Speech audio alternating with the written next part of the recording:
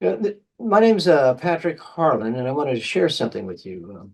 This afternoon, my wife and my dogs were out driving, and we decided to stop for lunch, and we went through a drive-through. And when we gave the order, they said it was going to be $8.80. And I looked at my wallet, and I only had 20s and a couple of ones. Uh, and I had this quirky habit of not wanting to break a 20 if I don't have to. But I gave them the 20, handed it to them.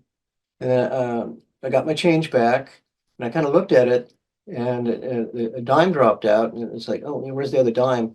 And then I found it, and I noticed that the cashier was kind of looking at me, kind of puzzled. And so I drove on, picked up our lunch, and went on home. And then as I looked at the receipt, and I realized that they had only given me $1.20 for change.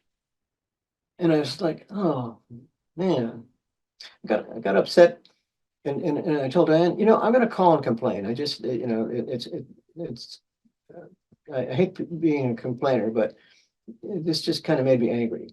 She agreed that I should, but before I called, I began to examine uh, the harm I might cause by my response. My first thought was, how would the manager react to my complaint? Would it cause a negative report on the employee's record? And then I thought, well, maybe they needed it because, they did make a mistake. Maybe they should be more careful. Then I couldn't help but thinking uh, if, that maybe that wasn't the best thing. Maybe they did make an honest mistake. My outrage could cause harm to the cashier beyond any satisfaction that I might receive.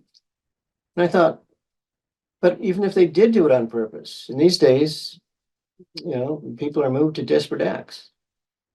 The employee also might have been looking at the dogs in me, and it really was an honest mistake. So I said a little quick prayer that I've learned from my Buddhist friends, and I decided not to call to make a complaint because there's enough harm in the world these days. Anyway, I was thinking about that today, and that positive experience at the drive-in, not causing harm, motivated me to get back to promoting some of the things that in my books and my screenplays that I've been working on that have a lot of positive messages in them. And one of them is my screenplay, Abel's Odyssey. It tells the story of a little fish that gets bullied out of its pond in a mountain stream and embarks on a journey to the sea that transforms the lives of the little fish and its friends. I compare it to the Wizard of Oz because the fish meets a lot of intriguing characters along the way, and I think it would make a great movie.